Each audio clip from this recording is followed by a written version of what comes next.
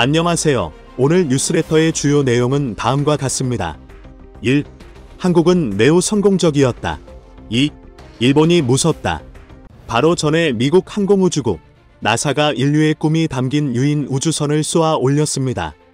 자, 그런데 놀라운 것은 미국에서 유인 우주선 아르테미스를 쏘아 올리는데 성공했는데, 놀랍게도 전 세계 언론들은 한국 초대박 났다라고 대대적으로 보도하며 한국을 집중 조명하고 있습니다. 나사가 미국 플로리다주 케이프 커네버럴의 케네디 우주센터에서 발사했는데, 이상하게도 전 세계 언론들은 한국에 대해서 대대적으로 대서특필하고 있는데요. 지금부터 이 놀라운 이유 최고 수익률에서 여러분들에게 전해드리겠습니다. 심우주 탐사를 향한 인류의 꿈이 담긴 아르테미스 아터미스 프로그램이 달을 다시 찾는 비행 시험으로 첫 발을 내디뎠습니다. 미국 항공우주국 나사는 오늘 바로 전에 이 프로그램 1단계 계획의 핵심인 로켓을 미국 플로리다주 케이프 커네버럴의 케네디 우주센터에서 발사했습니다. 이는 미국이 1972년 아폴로 17호 뒤 50여 년 만에 재개하는 유인 달 탐사 프로그램인 아르테미스의 첫 비행 미션인데요. 사상 최강의 추력을 뽐내는 대형 로켓 우주발사 시스템 SAS에 실려 떠나는 2인 캡슐 오리온은 약 42일에 걸쳐 달 궤도에 다녀올 예정입니다. 총 길이 98.1m로 32층 건물 높이인 SAS는 아폴로 우주선을 달로 보낸 세턴 5111m보다 짧지만 최대 추력이 400만 kg 정도로 15% 더 강화됐습니다. 오리온은 유인 캡슐이지만 실제 사람을 대신하는 우주복을 입은 마네킹 3개가 탑승할 예정입니다. 우주 비행사가 달에 안전하게 다녀올 수 있도록 우주선과 장비가 제대로 제작됐는지 확인하는 것도 첫 비행 시험의 주목적인데요. 마네킹은 실제 비행사를 모사의 뼈, 장기, 열한 조직 등 인체 조직과 같은 물질로 만들어졌습니다. 여기에는 센서 5,600개, 방사능 감지기 34개가 부착돼 비행사가 여행에서 받는 영향이 측정됩니다. 이번 비행은 아르테미스 임무의 전체 일정을 좌우할 수도 있는 중요한 첫 단추입니다. 이 단계가 성공해야 2단계인 2024년의 유인 비행, 3단계인 2025년 최초의 여성과 유색인종 우주 비행사의 달 착륙이 이어지게 되는데요. 나사는 달을 전진기지로 삼아 화성을 비롯한 심우주 유인 탐사를 진행하는 더 큰 그림을 그려놓고 있습니다. 이 아르테미스 프로그램은 미국이 주도하지만 모든 주요 외신들은 한국만 집중 조명하고 있는데요. 그 이유는 놀라웠습니다. 한국은 미국과 아르테미스 약정을 맺었습니다. 한국이 아르테미스의 핵심 국가로 선정된 것은 바로 한국만이 가지고 있는 놀라운 기술 때문이었습니다. 미국과 한국, 영국, 프랑스, 호주, 캐나다 등 수많은 국가가 아르테미스 프로젝트에 참여하며 지구 역사상 가장 큰 우주 프로젝트를 만든 이유는 바로 우주의 자원을 활용하기 위해서입니다. 모건 스탠리는 2040년쯤 세계 우주산업 시장 규모를 약 1,000조 원, 메릴 린치는 최소 3,500조 원을 넘을 것으로 예측했고, 만약 우주자원을 채굴의 지구로 운반하는 것이 가능해진다면 우주산업 규모는 10경 원, 아니 상상을 초월하는 규모로 확장됩니다. 자, 그런데 이렇게 상상을 초월하는 규모의 시장을 개척하기 위해서는 지금까지 누구도 개발해내지 못한 최고 난도의 첨단 기술이 필요한데요. 그 기술을 보유한 주인공이 바로 한국입니다. 오직 한국만이 이 기술을 가지고 있다 보니 미국이 한국을 아르테미스 프로젝트의 핵심 국가로 선정했고, 전 세계 외신들도 미국이 우주선을 쏘았음에도 한국이 초대박 났다라며 대대적으로 보도하고 있는 것입니다. 김경자 한국지질자원연구소 책임연구원은 달에서 생존하고 화성에 진출하기 위한 우선순위로 달의 자원 중 물과 산소, 수소, 광물, 헬륨3 등을 지목하고 이를 추출하는 핵심 기술들을 소개했는데요. 한국지질자원연구소가 하나에어로스페이스, 한국건설기술연구원, 한국표준과학연구원, 한국에너지기술연구원, 한국원자력연구원 등과 협약을 맺고 개발 중인 ISRU 기술이 바로 주인공입니다. 지지련은 ISRU 현장 탐사용 장비인 자원 추출 장치와 중성자분광기, 레이저 유도분쇄분광기 등을 개발하기 위한 연구를 진행 중이라 밝혔습니다. 김책임 연구원은 2008년부터 꾸준히 수행한 달 자원조사 연구로 한국형 달 탐사선 KPLO의 탑재체 기술인 감마 선분광기 등의 성과가 있었다라고 자신 있게 밝혔습니다. 이 한국의 엄청난 기술이 최종 완성되게 되면 지구에서 우주로 건축자재를 조달하는 것이 아니라 우주에 있는 물질들만 이용해서 달이나 화성에서 건물을 지을 수 있고, 특히 달에서는 물과 산소, 수소 등을 직접 생산해내 사람이 살 수 있는 곳으로 대변신이 가능합니다. 이것이 끝이 아닙니다. 달뿐만 아니라 우주에 있는 수많은 행성에서 자원을 채취해 지구로 실어 나르는 것도 가능해지게 만드는 것이 바로 한국의 ISRU 기술인데요. 바로 이 기술이 미국이 쏘아 올린 아르테미스 1호에 실려 있기 때문에 전 세계 외신들이 한국 초대박 났다라며 한국에 대해서만 집중 조명하고 있는 것입니다. 이뿐만이 아닙니다. 심지어 미국 언론들조차 지구 사상 최대 규모의 우주 프로젝트인 아르테미스를 주도하는 미국보다 한국을 더 집중 조명하며 한국에 대해서 대대적으로 보도하고 있는 또 하나의 이유는 바로 미국이 쏘아 올린 아르테미스 1호와 한국이 얼마 전 쏘아 올린 다 누리호가 함께 엄청난 일을 벌일 것이기 때문입니다. 이 과정에서 한국의 다 누리호의 역할이 절대적으로 중요한 것으로 알려졌는데요.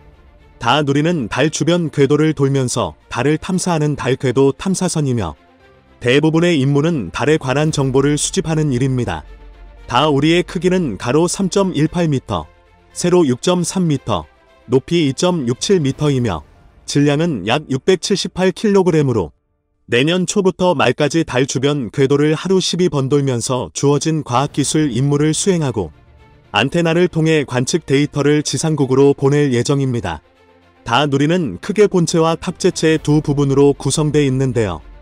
본체는 탑재체가 기능을 원활히 수행할 수 있도록 지원하는 부분이고, 탑재체는 부여된 임무를 수행하는 과학 장비들로 구성되어 있습니다. 실린 과학 장비는 총 6종이며 이 가운데 미국 항공우주국 나사이 개발한 섀도우 캠을 제외한 나머지 5종은 국내 기술로 독자 개발됐습니다. 국내에서 개발된 5종의 장비는 고해상도 카메라 한국항공우주연구원 항우연, 광시야 평광카메라 한국천문연구원 천문연, 자기장 측정기 경희대, 감마선분광기 한국지질자원연구원 지자면, 우주인터넷 한국전자통신연구원의 트리에로, 이 기술들이 바로 전 세계를 발칵 뒤집어 놓을 만큼 지금까지 단 한 번도 보지 못한 엄청난 기술들입니다.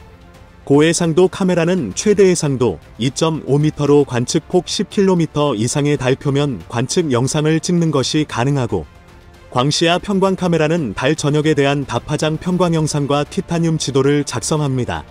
평광 영상을 통해 달 표면 입자를 관찰할 수 있으며, 이를 통해 대기가 없는 달 표면에서 우주 풍화가 어떻게 일어나는지 상세히 알 수 있게 됩니다. 전문가들은 이 기술들이 우주 역사의 한 획을 그을 것이라며 한국이 지각 변동을 일으켰다고 극찬하고 있습니다. 또한 한국의 기술로 티타늄 관찰을 통해 달의 우주자원 분포를 파악할 수 있게 해줄 뿐 아니라 월면의 마그마 고체화 과정까지 알게 될 예정입니다. 감마 선분광기도 달 표면의 자원 탐사를 위해 활용됩니다. 한국지질자원연구원은 최소 6개월 이상의 감마선 측정 자료를 수집해 달원소 지도를 제작할 예정입니다. 이것이 끝이 아닙니다. 한국이 다 누리호를 발사할 때 전 세계가 주목한 한국의 우주통신 기술. 지구에서는 세계 최초로 5G 통신을 상용화시키더니 이번에는 한국이 우주 최초로 곧 우주통신을 선보일 예정입니다. 한국의 다 누리호는 조만간 달 궤도와 지구상에 있는 우주 인터넷 노드 사이에서 메시지와 파일을 전송하고 실시간 동영상 스트리밍을 할 예정입니다. 우주 인터넷 기기에 저장된 파일에는 E3 홍보 영상, DTN 기술 설명 영상을 비롯해 그룹 방탄소년단 BTS의 노래 다이너마이트가 있으며 이 파일을 재생해 지구로 보내는 시험이 이뤄집니다. 이것이 성공하게 되면 조만간 달에서 지구로, 화성에서 지구로 영상을 비롯한 파일들을 보내는 것이 가능하게 되고 이는 우주 역사의 한 획을 긋는 것입니다. 사실 말도 안 되는 일을 현실로 만들어버린 것이죠. 바로 한국이. 최근 동북아시아를 중심으로 군사적 긴장감이 갈수록 높아지고 있습니다. 특히 중국이 대만을 압박하는 수위를 높이면서 언제 무력 충돌이 현실화할지 예측 불가능한 상황인데요. 중국이 2025년 안으로 대만을 통일하겠다는 입장을 굽히지 않자 22일 바이든 대통령은 CNN 인터뷰에서 중국이 대만을 공격한다면 미국이 방어한다는 뜻을 다시 한번 발표했습니다.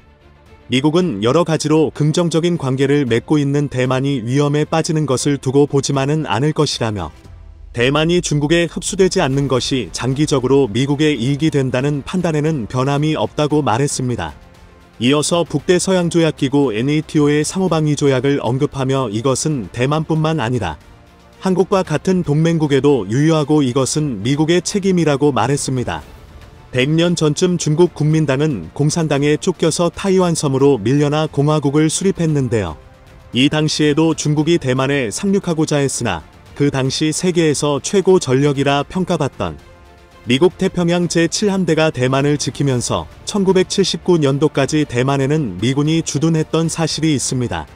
미국과 중국이 경제적인 이유로 서로 수교하면서 미군이 대만에서 철수하긴 했지만 대만 건국의 시작부터 미국과 함께했다는 점은 대만이 중국으로 쉽게 넘어가도록 물렁물렁하게 조치하지 않을 것이라는 확신을 주고 있습니다.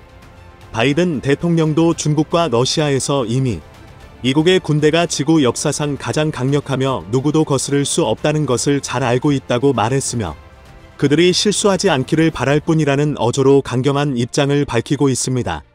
그만큼 중국을 포함한 동북아시아 정세가 급박하게 돌아가며 언제든 무력 충돌의 가능성이 제기되고 있어 한국도 그 중심에서 갖가지 노력을 통해 국방력을 키워가고 있습니다. 그런데 최근 한국의 국방력이 그 어느 때보다 빠른 속도로 강력해지고 있어 주변국들뿐만 아니라 국제기구에서도 우려를 나타내는 중입니다.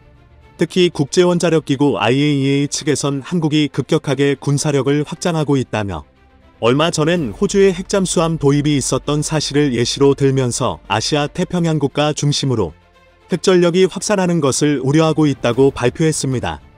특히 한국은 원자력 발전 강국으로 원전에서 쓰고 남은 연료만 있다면 언제든 핵무장을 추진할 수 있어 더욱 우려된다는 것입니다. 원자력 전문가들은 유사시 한국이 빠르면 일주일 안에 실전 배치 가능한 핵전력을 만들 수 있다고 보고 있으며 현재 한국이 보유 중인 원자력 발전소와 그에 딸린 핵연료를 통해서 미국이나 러시아처럼 수천 발 이상의 핵무장은 아니더라도 한국과 충돌한 국가에게만큼은 공격받은 것 이상으로 완벽히 대응할 수 있는 수준의 핵전력 확보가 가능하다고 진단했습니다. 국제적인 제한사항 때문에 한국은 핵전력을 가지겠다가 당당히 이야기하지 못하고 있지만 최근 한국의 행보를 보면 궁극적인 목표는 핵전략 장비를 보유하는 것이라는 걸 충분히 유추가 가능합니다. 최근 한국이 쏘아 올린 누리호는 대륙간 탄도미사일 ICBM과 작동 원리가 거의 유사하며 대륙간 탄도미사일에 탑재되는 것은 1순위로 핵무기입니다. 게다가 한국이 얼마 전 시험 발사에 성공한 잠수함 발사 탄도미사일 SLBM 또한 탑재 1순위는 핵무기라며 군사 전문가들은 이야기하고 있습니다. 한국의 군사 발전 속도로 본다면 이제 핵추진 발사체를 실어 나를 수단은 육지와 바다에서 준비가 완료되었고 핵무장만 갖추게 되면 최종적인 단계가 마무리됩니다. 한국이 이제 모든 준비를 끝마칠 때가 되자 국제원자력기구 IAEA 측에서 매우 긴장하고 있다고 우려를 나타내고 있습니다. 한국이 이렇게 급격하게 군사력을 증강한다면 주변국들도 연쇄적으로 군비를 늘리게 된다며 한국 주변으로 군사적 긴장감이 높아질까 걱정된다는 게 주요한 논리입니다. 그런데 IAEA의 최근까지 행보를 보면 한국에게 우호적이었던 때가 단 한 번도 없었다는 것으로 과거부터 일본과 여러 가지로 유착되어 있는 국제원자력기구의 행동이 의심되는 상황입니다. 라파엘 그로시 IAEA 사무총장은 일본의 전폭적인 지원으로 총장에 당선된 인물이며 얼마 전엔 기시다 총리의 후쿠시마 오염수 방류 결정을 과학적이고 투명한 일처리라며 적극 지지한다는 견해를 밝히기도 했습니다. 이어서 라파엘 그로시 IAEA 사무총장은 일본이 아니었다면 후쿠시마와 같은 일을 극복하지 못했을 것이라며 일본의 원자력 대처 능력에 매우 감탄하고 훌륭하다는 뜻을 공개적으로 밝혔습니다. 이것만 보아도 일본과 국제원자력기구가 얼마나 유착되어 있는지 판단이 가능한데요. 따라서 IAEA 측에선 일본에 잠재적으로 위협이 가능한 한국의 군사력 팽창과 더불어 핵전력 확보 움직임에 여러 가지 핑계를 대며 우려를 표하는 것입니다. 그들이 얘기하는 우려사항엔 크게 두 가지가 있습니다. 먼저 이란과 북한의 핵 보유를 국제사회가 제한하고 있어 그들의 핵무장을 강하게 막아왔는데 한국과 호주를 막지 않는 것은 전 세계 국가들이 납득하기 어려운 아이러니한 상황이 될 수도 있다는 것입니다. 특히나 2018년 이란이 IAEA 측에 자신들도 핵잠수함을 건조하겠다 의견을 밝혔지만 이유로 들이며 공개적으로 반대했던 전례가 있습니다. 하지만 IAEA가 들고 나온 논리로 따져봤을 때 한국의 핵무장을 포함한 군사력 증강을 막기란 근거가 아주 부족하다는 지적이 잇따르고 있습니다. 앞서 언급된 이란과 북한 두 국가는 국제연합 회원국 역할을 정상적으로 수행하지 않고 있으며 지난 수십 년 동안 국제사회를 속이면서까지 핵전력을 개발해와 주변국들을 긴장 상황에 빠뜨렸고 심지어 테러 지원국 의심도 받고 있어 국제사회의 전폭적인 제재를 받는 국가입니다. 즉 한마디로 이들에게 핵전력이 쥐어진다면 오히려 국제사회의 혼란이 가중되는 부작용이 있다는 것입니다. 하지만 한국의 경우는 상황이 아주 다릅니다. 오래전부터 국제사회의 일원으로서 모범을 보여왔고 제 역할을 다하며 공적개발원조 ODA뿐만 아니라 세계 질서를 유지하기 위한 다양한 분야, 특히 아프간과 제3세계 지원을 성공적으로 일궈내며 국제사회의 구성원 역할을 톡톡히 해냈다는 것이죠. 한국이 군사력을 팽창시키겠다는 정당성은 이렇게 모범국이라는 이유만 있는 것이 아닙니다.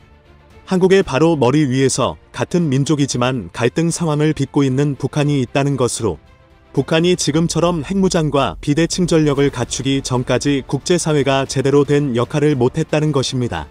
특히 중국과 러시아는 북한을 뒤에서 몰래 지원하며 한국의 군사적 발전을 늦추기 위해 다양한 방법으로 노력해왔다는 것입니다.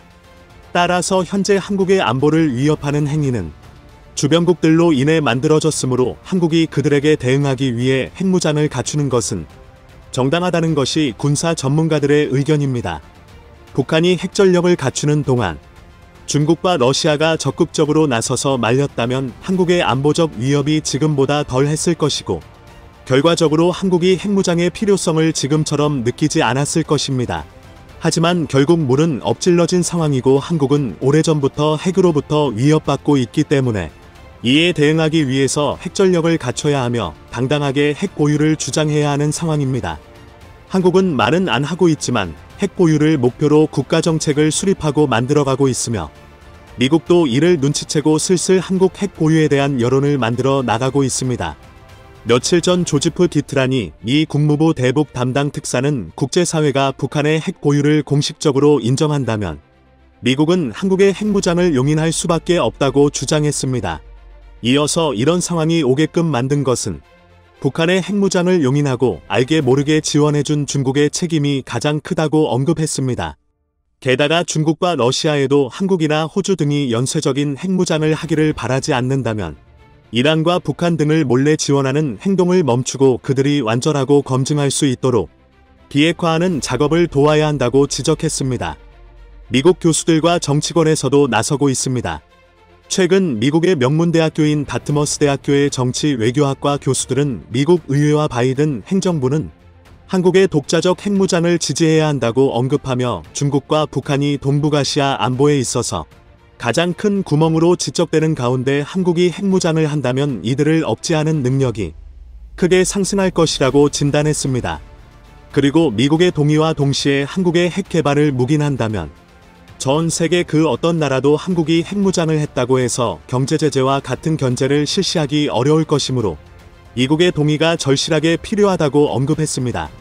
이어서 여태까지 한국이 보여준 행보를 보면 한국은 국가의 탄생부터 미국과 혈맹으로 시작했고 오랜 기간 신뢰할 만한 동맹을 유지하고 있기에 미국과 끝까지 함께한다는 믿음이 있어 핵무장을 적극 지지해도 미국이 손해볼 이유가 없다는 것입니다. 게다가 전 세계의 9개의 핵보유 국가는 별개로 한국은 북한을 통해 핵전력으로 위협을 받고 있다며 이런 안보 위기 상황은 한국이 핵확산 방지 조약 NPT를 탈퇴하고 핵무장을 하게끔 만든다고 지적했습니다. 한국도 20년 가까이 국제사회와 공조하며 참아왔지만 더 이상 국제사회는 한국 안보에 도움을 주지 못하기에 자체적인 해결 방안을 강구할 수밖에 없는 상황이 되었다고 지적하고 있습니다. 만약 한국이 미국의 지원을 얻고 핵무장에 성공한다면 어떤 일이 발생할까요? 첫 번째로 중국, 일본, 북한 등 주변국들과의 문제 상황에서 절대 밀리지 않으며 이들이 예전처럼 한국을 무시하기는 어려운 상황이 연출될 것입니다. 물론 지금 한국의 국력만 놓고 보아도 그들이 쉽게 무시하지는 않지만 한국의 영공과 영해 주변에서 기회만 있으면 넘어오려고 시도하는 등 한국을 건드리고 있는 것이 객관적인 사실입니다. 최근 동북아시아 안보 상황이 극과 극으로 치닫는 가운데 그 혼란의 중심에는 중국이 대만을 흡수통일하려는 목적이 있다고 보입니다. 최근 중국은 과거와는 전혀 다른 저성장 기조에 빠졌으며 게다가 저출산까지 겹치면서 중국의 성장 동력은 이제 소멸했다는 주장이 제기되고 있습니다. 그만큼 중국의 국가 발전과 국력도 지금이 가장 높은 수준이라는 전망이 나오고 있는데요. 중국의 컨디션이 최고로 좋은 지금 자신들의 수건인 대만 통일을 이루지 못한다면 영영 대만을 놓치게 될 것이라는 전망이 나오고 있어 중국이 군사적 긴장감을 높이면서까지 대만 통일에 대한 압박을 더욱더 강하게 하는 것입니다. 한국도 이 상황에서 가만히 있기보단 지금처럼 군사적 발전을 이룩해내 주변국들과 언제든 당당하게 맞설 수 있는 수준으로 국력을 키워야 할 것입니다.